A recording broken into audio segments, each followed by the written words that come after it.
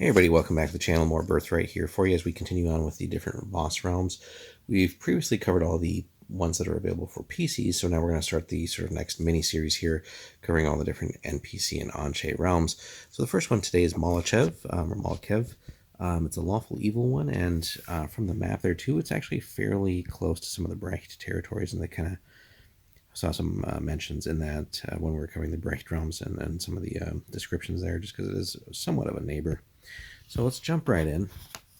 So as we said, lawful evil, and it is warmer, as it says here, than some of the Brecht realms that are further up in the northern areas, but it is very much now a Voss realm, and the current leader, the Tsar, is basically ruling this with an iron fist. So, and we can kind of get that from his name too. So Drago Koskov, or Kingslayer, in Lowbrecht. So it's a level 5 fighter, but also a level 2 wizard, which is kind of a rare combination for Voss. Chaotic evil and solid bloodline there. He considers ruling the realm his privilege, honor, and duty. He prizes power and control and scorns those who try to rule without full measures of both.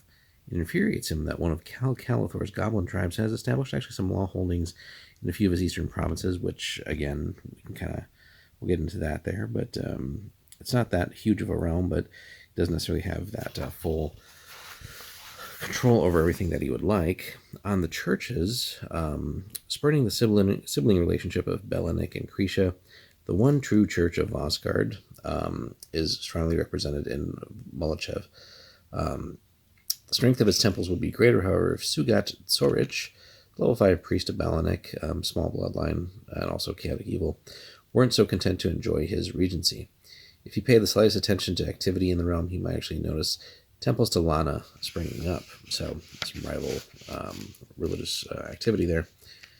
On the guild side, an ironic name for a slave guild, the Tribute of Kings, has functioned in Molochev for nearly 4 generations.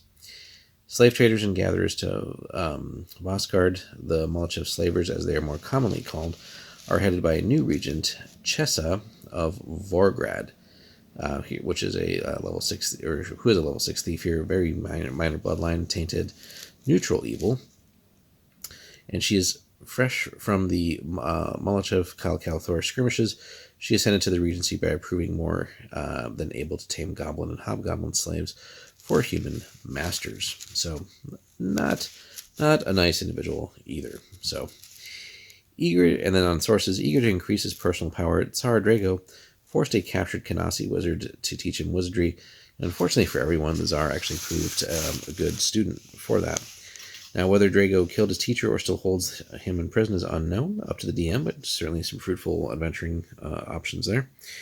But the now dual-class Tsar has been weaving a web of ley lines and sources throughout his realm and appears eager to test their power. And so that's certainly something formidable and different, again, that stands out amongst the Voss here, as as even though he's a smaller level wizard, still having access to some of the realm spells grants someone pretty immense powers, and really whatever he's currently lacking in any of the other areas as far as like armies or ability to project force and control, some of these realm spells certainly will do what or make up for what he doesn't have in other areas. Provinces. So he rules every province in Molochev except Kermansk, taken by the goblins of Calathor. Only a few months ago, it remains under the control of their great Khanate. So, and as we can see from the map, that's that heavily forested area there, and it's actually considered pretty populous right at level 5 as a province. So that's certainly something as more of an immediate threat in action. If you're ruling, or I guess you wouldn't be ruling the realm as a PC, this would be more something as a goal of the ruler. So if you're adventuring here, that would be a quest line, certainly a major focus of adventures there is what can be done to oust the goblins and sort of take revenge for that and maybe help regaining the province. Certainly, if you're able to do that, that would rise you through the ranks of the services here for the Tsar, and probably grant you access to some neat titles and prestige in the realm, although you probably don't want to rise too far and too fast, lest you be seen as a rival to this Tsar and his sort of need for having an iron grip on his realm. But nonetheless, that could be sort of a rise for the characters there in service of the realm. Also, just even if adventuring, and maybe just out for the coin and experience, if nothing else, that could be a fun task there. Now the realms too, or the provinces rather, you can see the breakdown there. So as far as Voss realms go, that we've seen fairly populated, several fours, fives, and even sixes. You can see the law breakdown there, kind of breaking apart there. Although Lana's Light, which is Catherine Apsina, is even getting some law here. They don't really mention it in the description just yet, but as you can see, there's a couple of smaller law holdings there, which is going to speak volumes to also the increasing influence of that temple of hers. The guilds is pretty much one-sided, as are the sources, so really no contesting there. But yeah, but the law and temple situation is interesting, and could be an interesting change to see if the sort of split in the religious division of the realm would ever bleed over into the political as well. So let's continue on. Regency, there's a heck of a lot here. 63 accumulated or generated versus 34 accumulated. The actual number of points usable by the Tsar is much lower, though, due to his bloodline score. So that'd be something maybe that the Tsar, as part of a campaign, the DM is maybe looking to have the Tsar find ways to increase his bloodline, and that's something that maybe somehow the characters, the PCs, get mixed up with as far as tasks and adventures and things like that. If they're in service of the realm, or just find themselves in some other way hired by the ruler to undertake different things that would allow him to maybe increase that bloodline. Treasury is fairly solid, though, all things considered, for a Voss realm. 38 gold bars. The fabled treasury of Molochev contains many magical items of honor, including the Horned Helm of Terror, the traditional battle helm of Molochev's ruler. While the exact powers are unclear, it is by all accounts a fearsome artifact, but plenty of fertile ground there for the DM to come up with whatever they want to for that. And that could be a fun adventuring hook too, if, let's say, that maybe in a recent battle or something like that, maybe even to reclaim some of those lost territories from the goblins. Maybe the helm was lost in battle, maybe that was even stolen. That gives the PCs the ability to maybe hunt to return that, or just find it and make off with it. Army. Despite its aggressions, Molochev maintains a comparatively moderate garrison for its size, including the following troops. So you got a unit of Varsk riders, but only for winter campaigns. 3 Molochev Sarveklos, so knights, so pretty potent there. 2 units of elite infantry, 2 units of pikes, and a unit of scouts. So all in all, even though it's rather more on the small side, if we ignore the Varsks for the most part, you got, 3, 5, 7, 8 total units. Not too bad, but it is a big enough realm to where that is a little bit on the smaller side. But there's also plenty of gold to be able to spend there to bump that up, and maybe see that the ruler is getting a little more aggressive, certainly with maybe retaking territory, and maybe even having an offensive campaign against the goblins as well. Now, the Tsar himself presents himself as the epitome of Voss Regency. He secretly spits upon traditional Voss values. Concerned only with personal and political power, he will sink to any depths to further his own interests. He'll break any treaty or betray any cause if he feels he can gain an advantage, and that's where that chaotic nature will come in. Unfortunately, for the Tsar's enemies, however, managing deceit has always been his strength. As a proud young warrior and apparent heir to the throne of Molochev, he used treachery, poisons, and evil magic to eliminate all rivals, basically, and then killed the old regent to hasten his own ascension. No one survives to tell the tale but the Tsar himself, but Drago was so paranoid about not inheriting the realm that he forced a priest of Belanek to perform the rite of investiture upon him in secret before the former Tsar died. This paranoia, and that's maybe sort of a minor adventuring hook, but that's something that can grow over time, is that PCs should notice that, and if they're looking to not necessarily be part of the realm or ally with the Tsar for the long term, something that maybe could be seized upon to maybe destabilize, maybe even dethrone the current Tsar. Maybe that's something where, again, the priests of Lana or other factions emerge that really look to dethrone this guy, and maybe even some survivors from the previous ruler are out there that maybe gradually make contact with the PCs and maybe form some sort of alliance to take the Tsar down. But again, yeah, that paranoia is something that should be played upon for sure. And that could be his greatest weakness, as we said here. He saw to the removal of the former regent of the one true church in Molochev as well, then installed a puppet.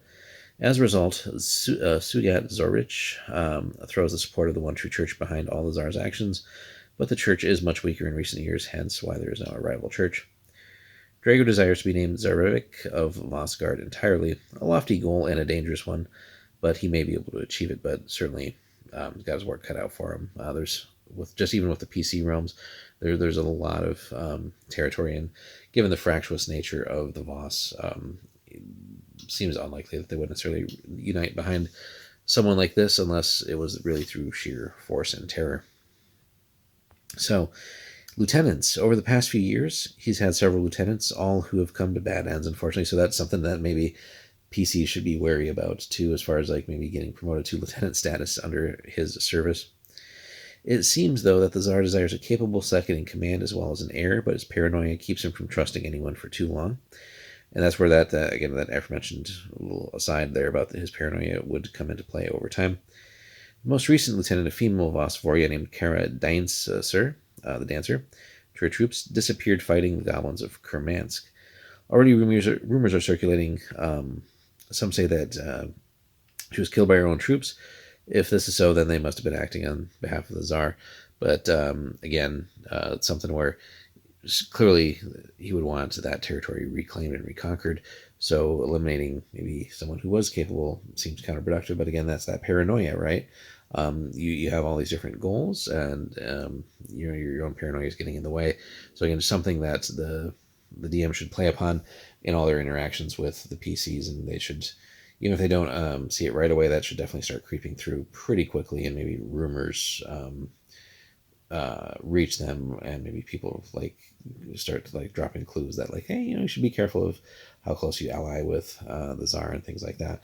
That also makes it sort of a fun thing to convey to the PCs, as far as they should also maybe be a little bit paranoid about who they can really trust, as far as even members of the party potentially, all the way through any other NPCs that they interact with that are maybe ostensibly part of the Tsar's forces and stuff like that. Other NPCs here. An embarrassment to the one true church of Vosgard, Sugat Zorich, High Priest of Balanek, still wields considerable power, as long as he doesn't cross the Tsar, that is. He's fat and old, and he prospered in the church before the Tsar's tampering, only because of his connections to the Tsarevos and Boyars of years past. By luck of birth and marriage, though, he's related to nearly 3/4 of the most prominent warriors. One true church took Sugat on to keep him from being killed in battles against the Brechts, the elves of Inishir, and the goblins. So kind of just lucked his way into that position, and essentially is content to just do whatever the Tsar says to kind of keep his position of kind of luxury.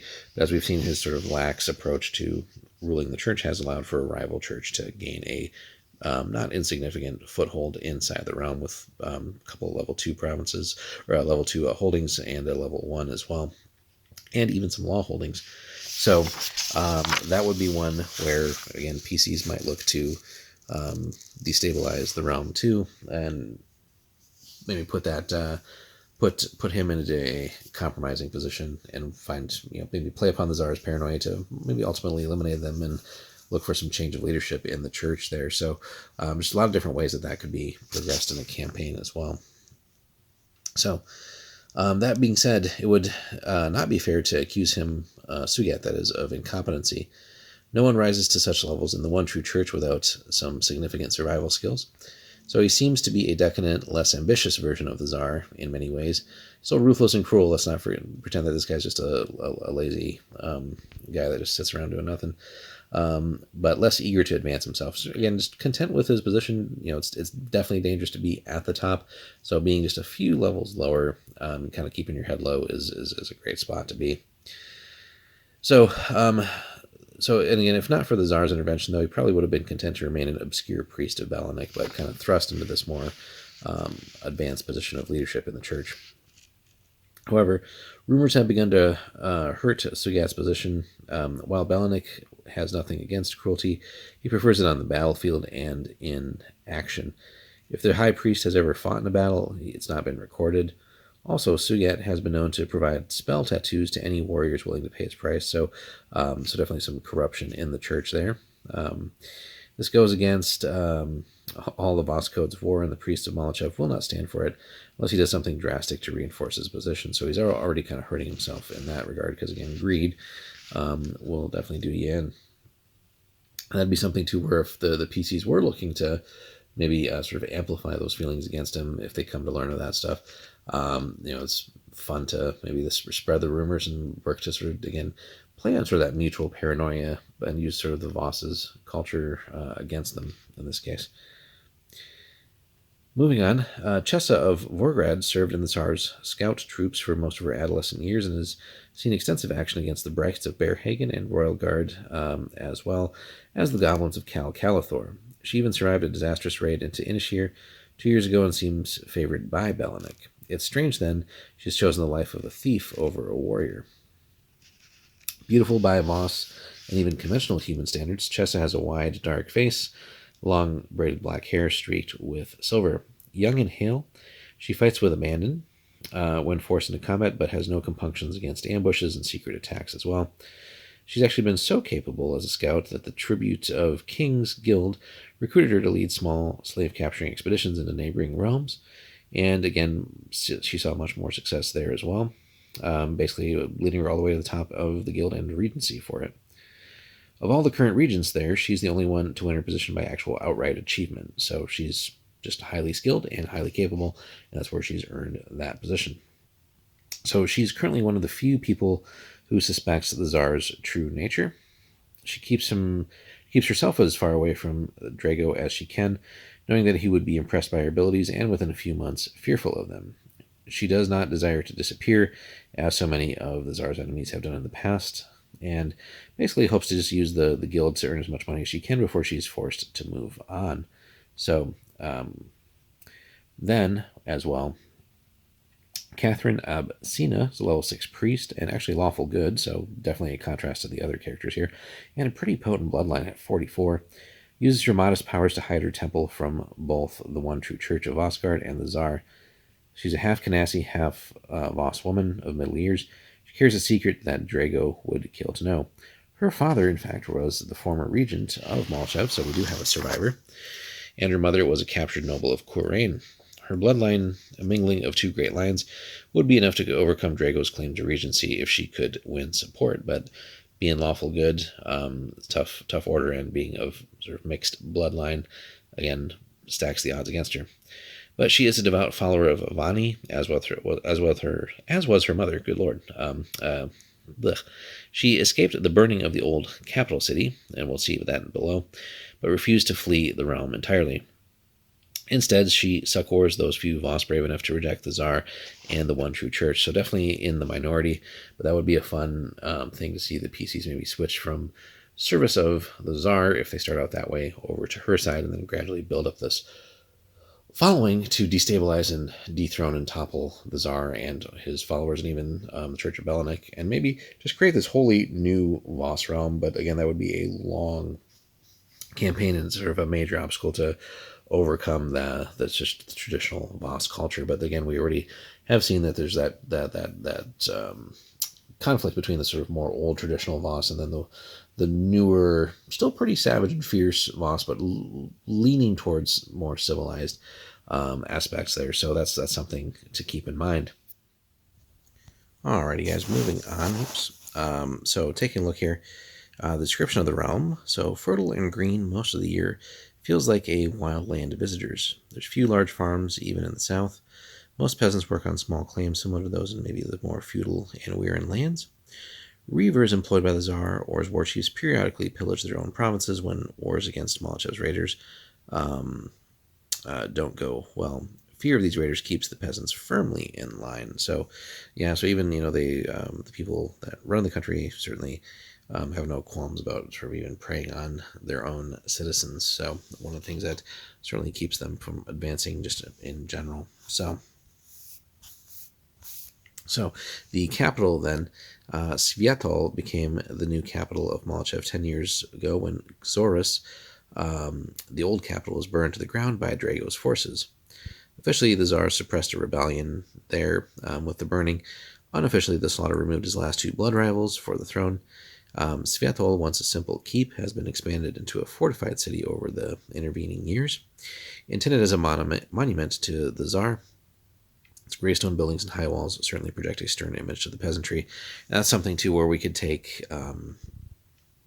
maybe part of a basic quest line would be maybe a series to like maybe investigate the ruins of the former capital from as a quest line from Catherine here, maybe just to recover some lost artifacts or information somehow in the burned ruins, or just something along those lines to dig up that would be useful to her, but also maybe somehow include some evidence against the Tsar in some way, shape, or form. So, but that could be interesting just to investigate the old capital for, again, rumors of, could be loot, information, other things. So, still worth an investigation there. Other sites. The temples to Lana's Light in Tonega and Zuluk provide some refuge from the Tsar's rule in Molochev, a haven for the emerging Nana faction in the realm. This group fears attention from both the one true church and the Tsar. So yeah, so definitely this underground church that she is building, but certainly room for more expansion as well. But that should be sort of a secret site, maybe a sort of a safe haven for PCs to retreat to as well if they are actually openly kind of campaigning against the Tsar and his forces. Allies, as you might expect, there are no allies. He sent emissaries to the Raven requesting his aid in attacking Calathor, but hasn't heard any response yet. But it's always dangerous to invite the alliance of an Anshe, especially a formidable one like that.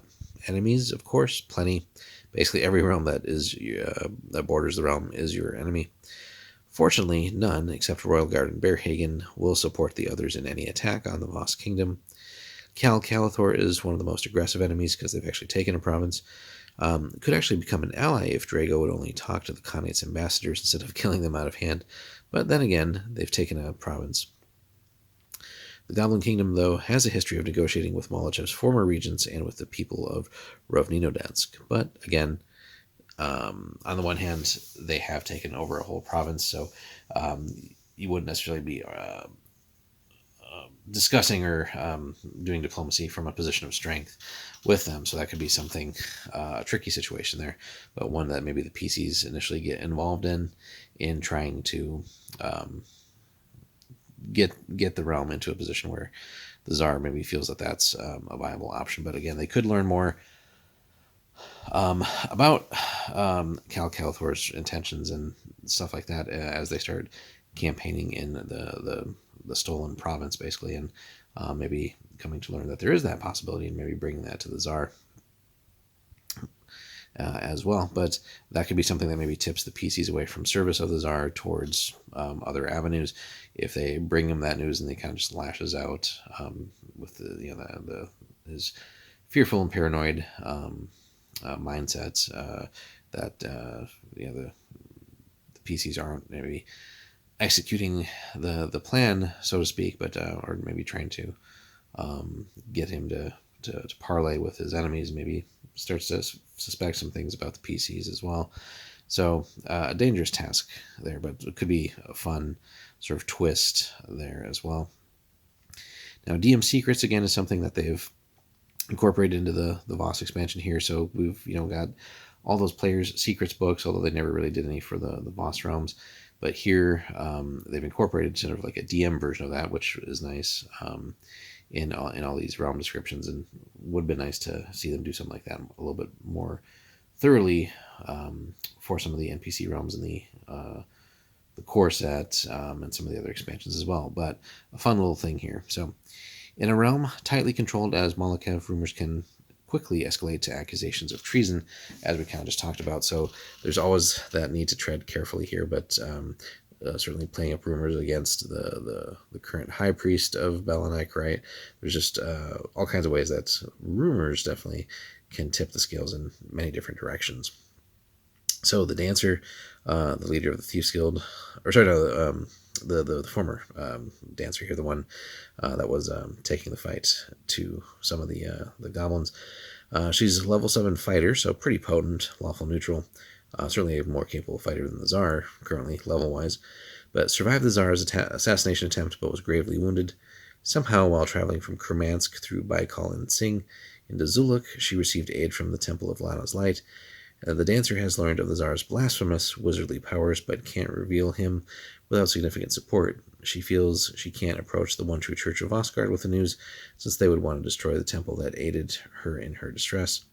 She waits and recovers, hoping for other options. So that's another one where sort of building this alliance against the Tsar between the leader of the other church and her as kind of the more martial military arm of that certainly provides another pillar to lean on, show the PCs and counter her, and maybe look to again start building sort of a ground a network from the ground up to sort of ultimately expose and start building up a real serious resistance to the Tsar.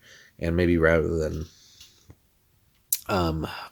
doing diplomacy with the goblins in favor of the Tsar's behalf, maybe pitching it to like, hey, he actually kind of just stole the realm. He's also pursuing these wizardly things. So there's just many avenues to really attack the Tsar and drive the paranoia through the roof, but also give the Tsar more dangerous things to deal with.